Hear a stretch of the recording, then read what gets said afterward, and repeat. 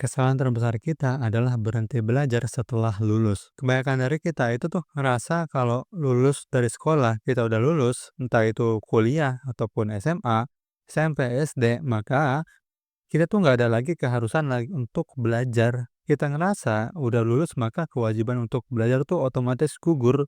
Udah nggak ada tugas, nggak ada ujian, dan nggak ada lagi tekanan buat mempelajari teori-teori yang bikin kita pusing dan juga yang ngelatih otak kita. Akhirnya kita pun memutuskan untuk berhenti belajar. Tapi coba deh pikir-pikir lagi.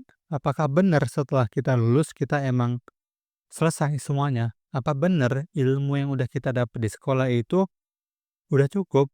Nyatanya tuh enggak. Dunia di luar sana itu terus berubah, teknologi terus berkembang, industri baru bermunculan terus, dan keterampilan yang dulu dianggap penting sekarang bisa aja udah ketinggalan zaman.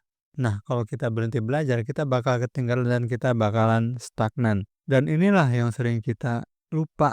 Ijazah itu bukan garis finish yang bikin kita kalau udah dapet ya udah kita nggak usah belajar lagi.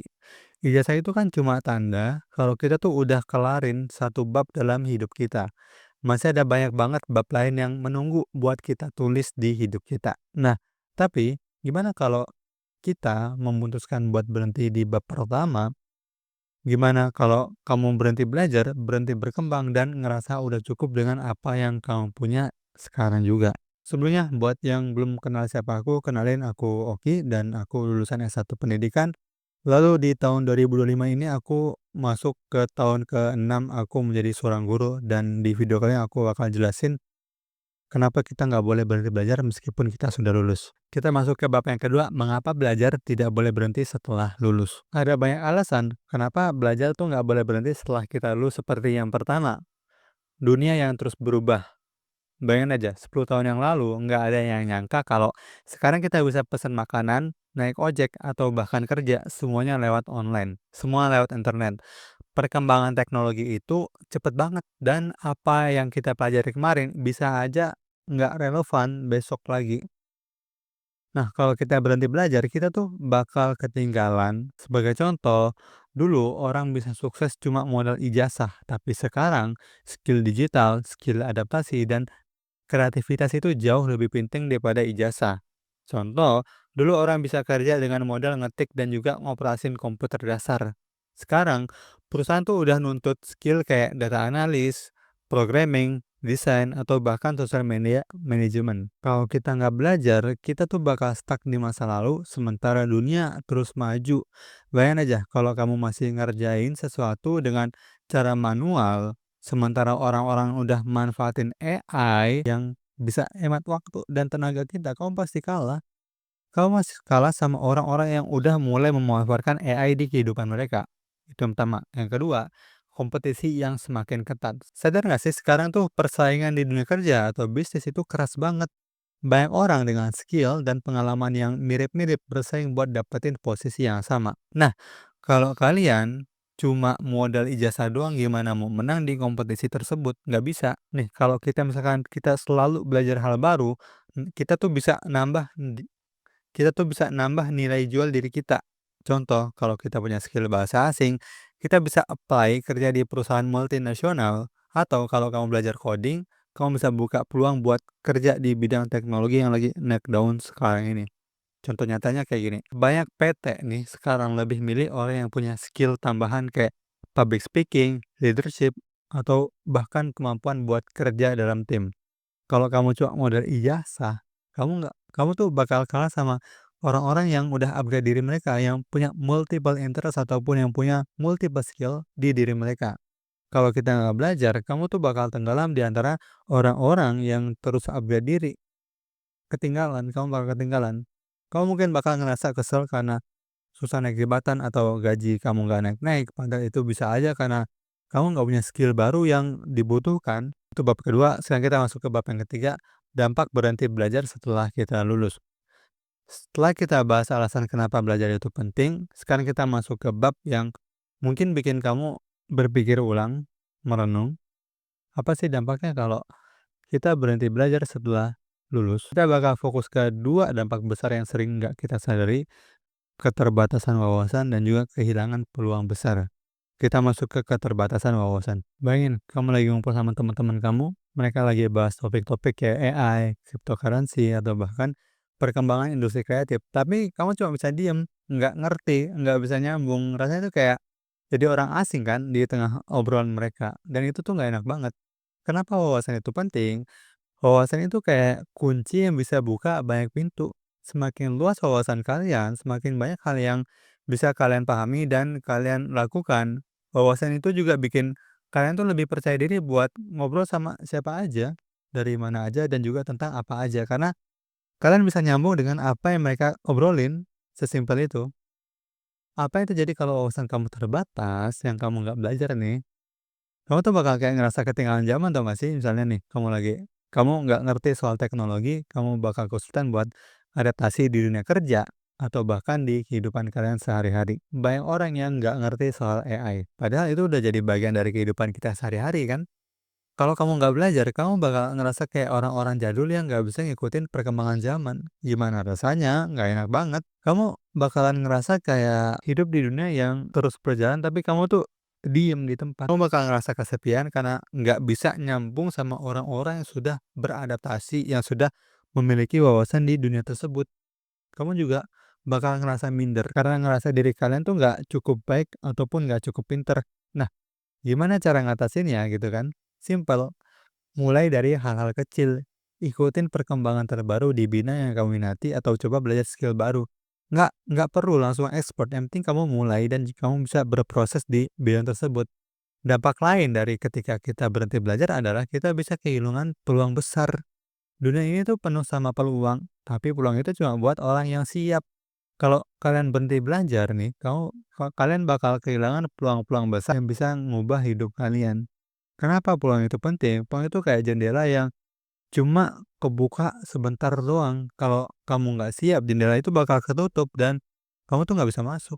Apa yang terjadi kalau kamu kehilangan peluang? Kamu bakal ngerasa nyesel banget. Kenapa sih nggak ada dulu?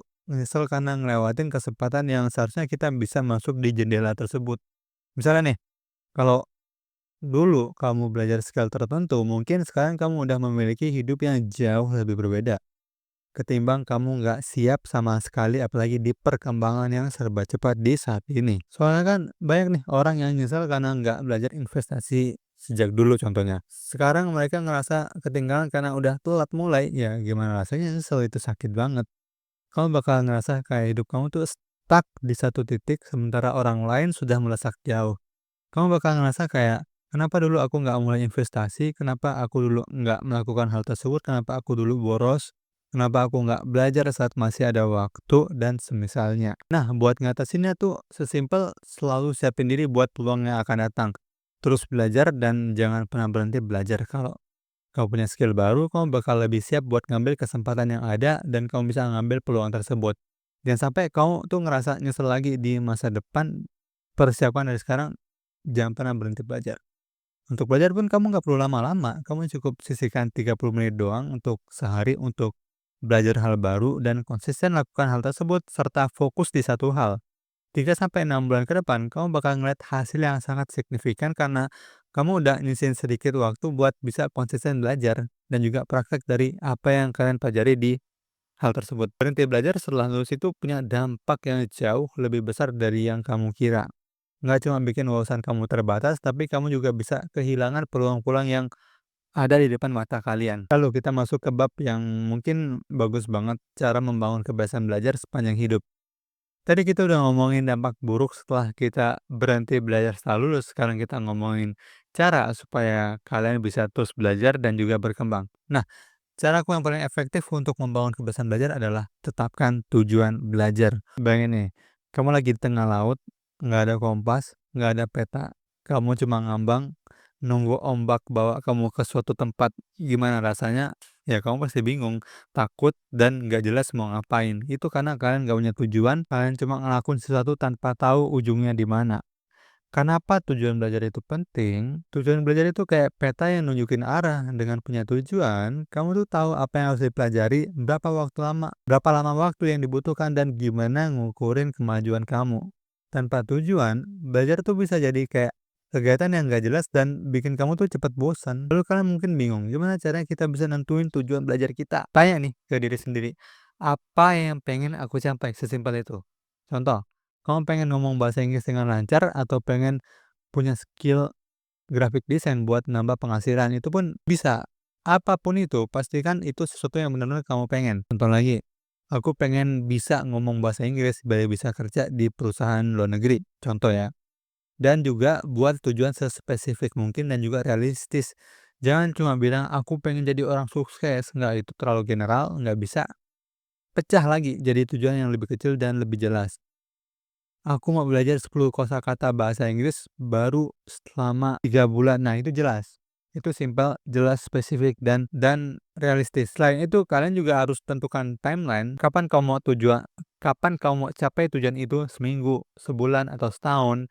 Dengan punya deadline, kamu tuh bakal lebih termotivasi buat ngejar target. Contoh lagi, dalam 6 bulan aku mau bisa ngomong bahasa Inggris dengan percaya diri.